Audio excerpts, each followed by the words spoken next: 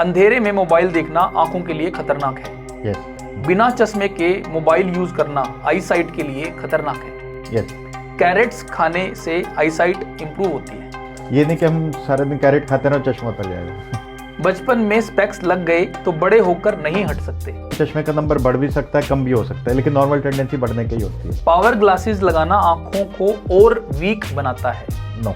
Night mode mobile screen आंखों के लिए अच्छा होता है। Not much. Blue light blocking glasses सबके लिए जरूरी है। सबके लिए जरूरी नहीं है। आई एक्सरसाइज का कोई फायदा नहीं होता है। नहीं, फायदा होता है। हर इंसान को 50 के बाद रीडिंग ग्लासेस यूज करने चाहिए। इनफैक्ट अगर ग्लासेस तो 40 के बाद करने चाहिए। स्पेक्स का बार बार सफाई करना आई साइट के लिए बेटर होता है। बार बार साफ तो नहीं, जब डर्टी हो जाए तो क्लीन कीजिए। कॉन्टैक्ट लेंस हमेशा स्पेक्स से बेटर होते हैं। इक्वल। स्पेक्स लगाने से आंखों का नेचुरल से बिगड़ जाता है। नहीं। सनग्लासेस बिना यूवी प्रोटेक्शन के भी सेफ होते हैं। Better with UV protection. आंखों में ड्राई आईज होने का बड़ा रीजन मोबाइल या कंप्यूटर है। Yes. स्पेक्स लगाना आंखों की कमजोरी का एक साइन है। कमजोरी का साइन तो नहीं कहेंगे, रिक्वायरमेंट बोलेंगे।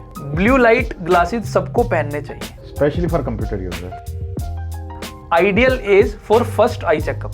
टॉडलर, जब स्कूल जाने लायक हो जाए बच्चा। बच्चा बार बार टीवी देखते वक्त आंखों को मसलता है, क्या करना चाहिए? Eye checkup. आंखों की रोशनी के लिए एक best fruit. Again carrot. Best time to wear sunglasses. Whenever you go outside. Mobile या कंप्यूटर स्क्रीन का आइडियल डिस्टेंस क्या होना चाहिए? Around 25 inches. ओल्ड एज में आंखों का सबसे कॉमन प्रॉब्लम। अगर कॉमन डिजीज पे तो दैट्स अ कैटरेक्ट। स्पेक्टेकल्स का परफेक्ट क्लीनिंग सॉल्यूशन क्या है? Soap water. आंखों का कौन सा टेस्ट सबसे इंपॉर्टेंट है? एक आईसाइट और एक इंट्राओक्यूलर प्रेशर, आंखों का प्रेशर। लेजर सर्जरी के बाद कितना टाइम लगता है रिकवरी में?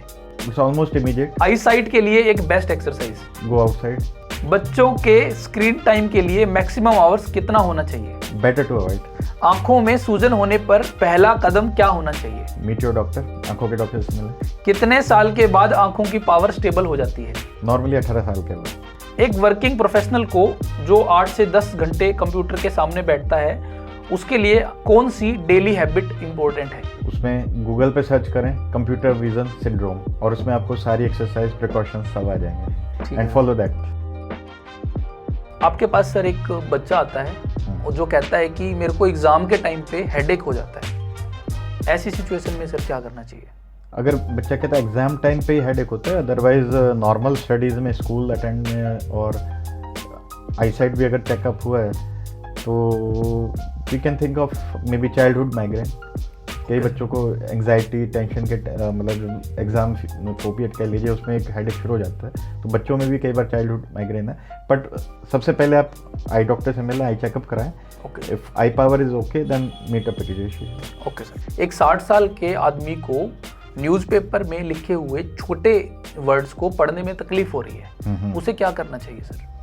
अगेन आईसाइट चेक करानी चाहिए, और उनकी एज तो इसी में है कि रीडिंग ग्लासेस लगेंगे उनके। प्रेस बायोपिया। प्रेस बायोपिया। नाइट ड्राइविंग करते वक्त एक आदमी को सर सामने से आने वाली लाइट्स में विजन बिल्कुल खत्म हो जाता है। मोस्टली साइन ऑफ कैटरेक्ट है, मोतियाबिंद जिसको बोलते हैं। Okay sir. तो उसके लिए एक बार अगेन आई चेकअप कराना चाहिए, और ये the most common reason is cataract only. एक 15 साल की लड़की कंप्लेंट कर रही है कि मोबाइल देखते वक्त उसकी आंखों में जलन होती है और आंखों से पानी आता है, उसे क्या करना चाहिए? अगेन अगर कोई पावर ग्लास मतलब चश्मे का नंबर है तो चश्मा लगाएं, प्लस उनको मे बी थोड़ी सी ड्राइनेस हो रही है तो आई ड्रॉप्स यूज़ करें। सर आई ड्रॉप्स हर कोई यूज़ कर सकता है सेफली? हाँ, लुब्रिकेंट ड्रॉप्स जिनको हम बोलते हैं वो हर कोई यूज़ कर सकते हैं, दे आर सेफ। सर एक स्कूल टीचर बोलती है कि बच्चा बार बार पढ़ते वक्त किताब आगे उठा के पढ़ने की कोशिश करता है, इसका क्या मतलब है? आई साइट वीक है तो डॉक्टर के पास जाके आई साइट चेकअप करवाना चाहिए। एक बच्चा सर घर में टीवी देखते हुए हमेशा टीवी के सामने जाके टीवी देखने की कोशिश करता है, पेरेंट्स मना करते हैं कि बेटा पीछे बैठो, बट वो नहीं मानता, वो आगे ही जाके बैठता है, इसका क्या? अगेन ये कि आई साइट वीक है, मोस्टली मायोपिया है। Okay sir. हाँ, is a very common sign of myopia, मतलब माइनस नंबर। तो अगेन ये है कि आई साइट चेक करें। ठीक है सर। सर अगर आंखों की पावर बार बार चेंज हो रही है, ओके, तो इसका क्या मतलब है सर? देखिए, बिलो यंग एज है, बिलो 18 ऑफ एज है, तो वो तो अगेन नेचुरल है, बढ़ सकती है। अगर आपकी एज 25, 30 या उससे ज़्यादा है और बार बार एज हो रही है तो it may be something else again, वो एक बार अगेन दोनों सिचुएशन में आप बहुत सारी प्रॉब्लम्स हो सकती हैं। हाँ, आई डॉक्टर। Okay sir. एक वर्किंग वूमेन है, दिन भर काम करने के बाद इवनिंग में उसको लगता है कि आंखों में दर्द बढ़ जाता है और हेडेक हो जाता है, ओके, उसको क्या करना चाहिए सर? उनको अगेन ना आई साइट चेक करानी चाहिए। मोस्टली अगर वो 40 प्लस एज में आ रहे हैं तो प्रेस बायोपिया डेवलप हो रहा है, तो जिससे क्या होता है वो घर के काम कर रहे हैं लाइक स्टिचिंग, राइटिंग जो भी है, तो मोस्टली नियर वाली आई साइट उनकी वीक है।